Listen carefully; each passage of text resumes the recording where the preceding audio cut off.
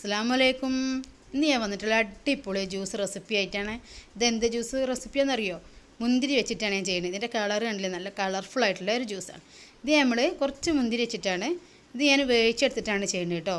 നമ്മൾ ഈ മുന്തിരി ഉണ്ടല്ലോ, ഒരു മണിക്കൂറെങ്കിലും ഒന്ന് വെള്ളത്തിലിട്ട് വെക്കണം. അത് കഴുകിയതിന് ശേഷമാണ് ഇങ്ങനെ ചെയ്യേണ്ടത് കേട്ടോ.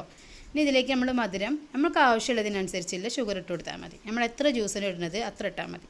ഇനി ഇതിലേക്ക് നമുക്ക് കുറച്ച് വെള്ളം ഒഴിച്ച് കൊടുക്കാം. ഇനി ഇത് 2-3 മിനിറ്റ് നമുക്കൊന്ന് തിളപ്പിച്ചെടുക്കണം.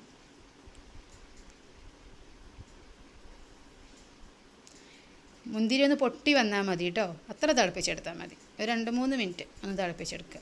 ഇപ്പോൾ ഇത് 2-3 മിനിറ്റ് ആയിട്ടുണ്ട്. ഇപ്പോൾ നല്ലതുപോലെ ഒന്ന് തിളച്ച് വന്നിട്ടുണ്ട്, മുന്തിരി ഒന്ന് പൊട്ടി വന്നിട്ടുണ്ട്. ഇനി ഇത് നമുക്ക് ചൂട് പോകാൻ വേണ്ടി വെയിറ്റ് ചെയ്യാം. ചൂട് പോയതിന് ശേഷം ഇതൊരു അരമണിക്കൂറെങ്കിലും ഫ്രീസറിൽ വെക്കണം.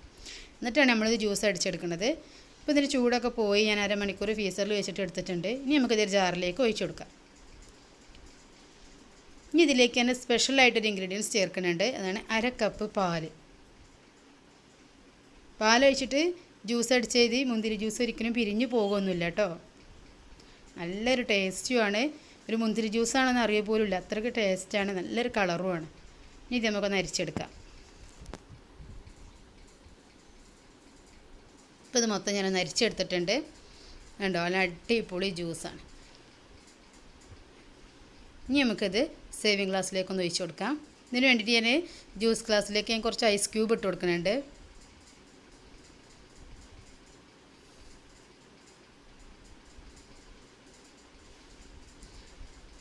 ഇനി ഇതിലേക്ക് നമുക്ക് നമ്മുടെ ജ്യൂസ് മിക്സ് ഒഴിച്ച് കൊടുക്കാം.